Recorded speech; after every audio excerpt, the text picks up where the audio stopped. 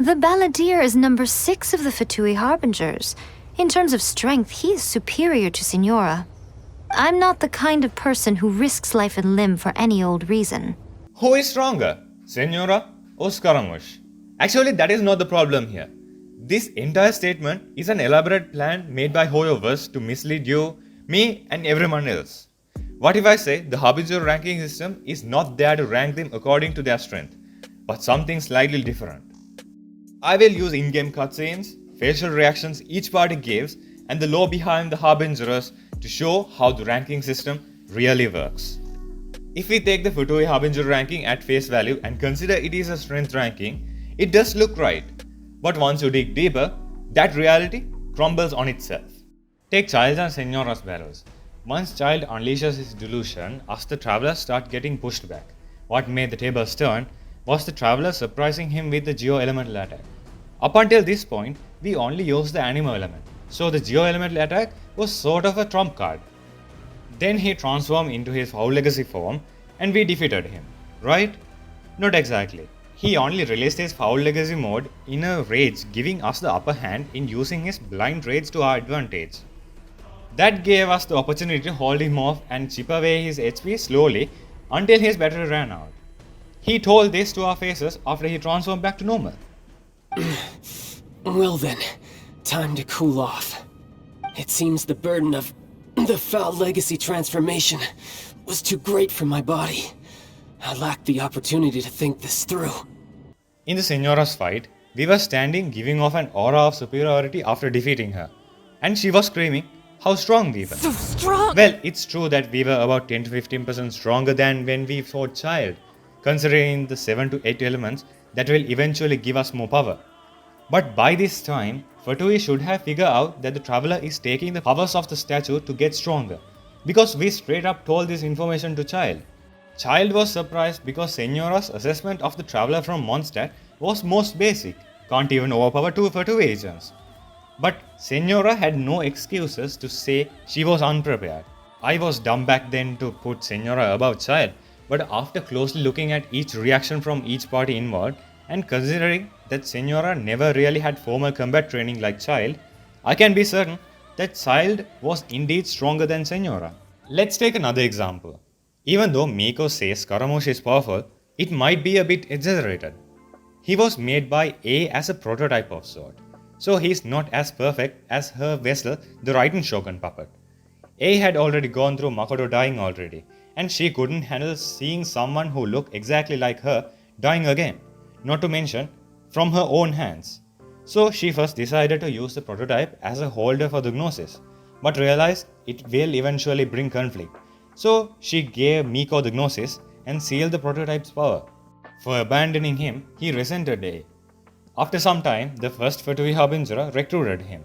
Piero put Dottore in charge of unlocking Scaramouche's original power and modify him so that he can reach a strength beyond the god. That's where the story ends for now. But if Scaramouche did really reach that strength beyond the god, Dottore wouldn't be still experimenting with Archon residue and children as we saw in the Genshin manga. Sure, he might have power equivalent to a minor god. To be fair, he was a divine creation nonetheless. Even his position in the Fatui is right smack in the middle, number 6 out of 11, even as a divine entity. The Commedia dell'arte counterpart of Scaramouche is considered a coward or a boaster.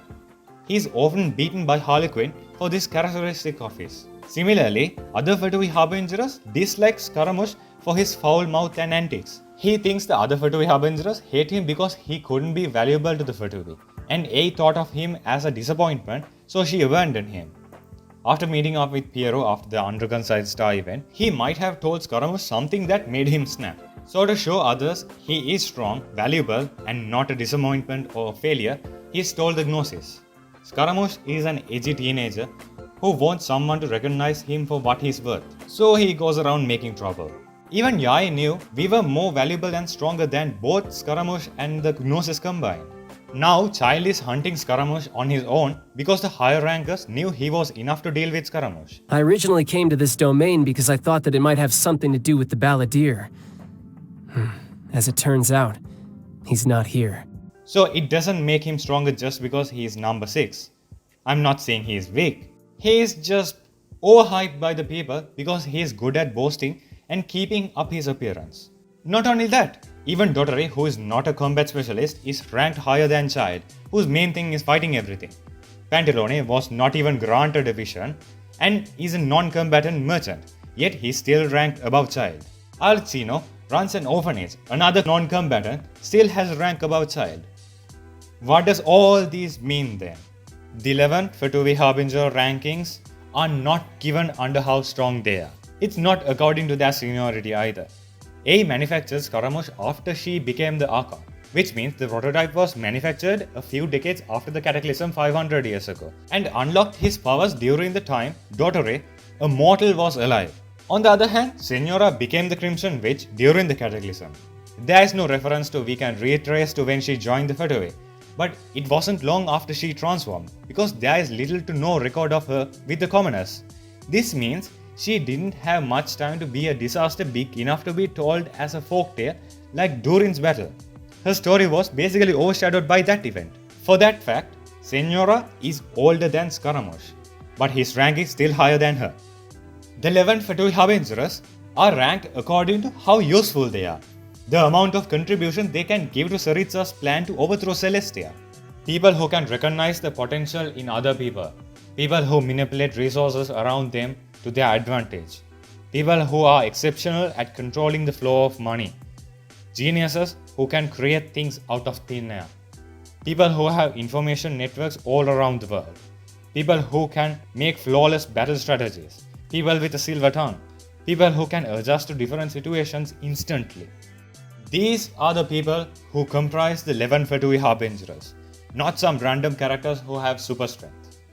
Piero, the first Fatui Harbinger, is responsible for scouting out Signora, Dottori, Scaramouche, etc. He tried helping khaenri'ah back then, but he was cast aside as a fool, so he became the fool for the Saritsa and created the Fatui with her. He convinced these people who lost their minds to regain sanity, gave them salvation, and gained their trust after he failed in the ancient civilization.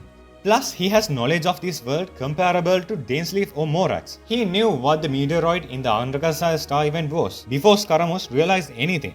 The mastermind behind the Fatui with the silver tongue. Pulcinella, the fifth Fatui Harbinger, has little to no information, but Tartaglia's story gives us a picture of him. When Ajax was beating people who were supposed to discipline him, Pulcinella is the one who enlisted him into the Fatui under the guise of serving the Sarissa as a punishment. Pulcinella knew Childe's potential as a fighter. He is known to sacrifice pawns if it means winning the war. He is a cold and brutal person, the person in charge of the Fatui's military, the commander or the grand strategist. Then there is Dottori, a mad scientist who can hack into a system a god placed inside Scaramouche and unlock his true power, even go so far as to modify that divine creation. And like tinkering with killer robots from an advanced civilization, and invented this thing that cannot be killed easily, and gave this kid the power of Archon residue. Even though Pantalone might not be as powerful as the others since he doesn't have a vision, no innate power, he is still one of the best at economic politics in Teyvat. Pantalone has so much control over Mora that he was rich enough to book the entire Grand Goth Hotel for the use of the Fatui. It's also possible that taking Morax's Gnosis benefited him the most. Geognosis is the relic that minted Mora. So now that belongs to the Fatui, Pantalone has all the money in the world, literally.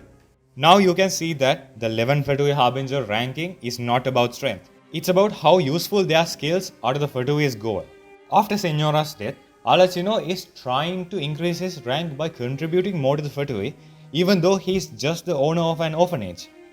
This also hints that Alcino is the number 9th because he is trying to rank up after Signora's death. Well, that didn't age well, didn't it, past me? Yelan's story on the fascinating bracelet and the white silk mantle tells that Pantalone, or Regretto, is the number 9th, which makes Alcino drop another rank and to the number 10. Hope that also doesn't become a poorly aged statement. Take it back past me, the rest is perfectly fine. Childe is confusing. He is most likely the only one who became a Harbinger with just pure strength. Well, that's kinda not true as well. He has connections to Skirk and the Abyss, so he has his own worth in that sense. He's the oddball out of the bunch. Others don't like how he works, but he's not hated like Scaramouche either. He publicly says that once Fatui can no longer improve his strength, he will leave them and find better battles. He's a loose cannon, tied down temporarily with his respect for Tsaritsa. At this point, I'm not surprised if they say Childe is Tsaritsa's biological son. I mean, she named him Childe. When Yae said Palladia is number 6 in terms of strength, he is superior to Signora, she should have instead said he is more dangerous than Signora. Danger is different from strength. Politicians don't destroy a country because they spend 20 hours in a gym.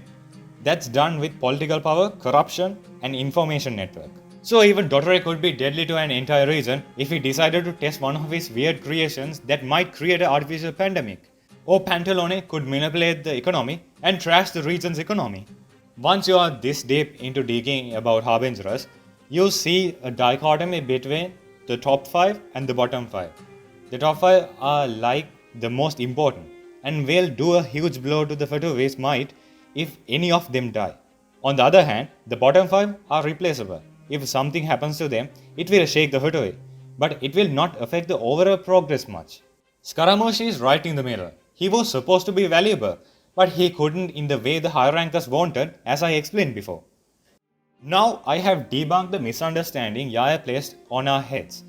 If you want to rank them the way you like, go right ahead. I am not giving ranks to anyone who has not enough information. I know firsthand how stupid the Genshin community can be when it comes to rankings. I guess that's correct for any fandom. In the end, this is a piece of my madness. Let me know if you thought things my way, or you are Scaramouche Sim who thinks he is the biggest brain in Teyvat. If you enjoyed the video, smash that like button and join the madness by hitting that subscribe button. If you like these kinds of theories, check out these cool videos. Make sure to let me know your thoughts in the comments. But always remember, this is just a theory in a random dude's head on the internet. This was Akamin. Thanks for watching, and until next time, let your imaginations run wild.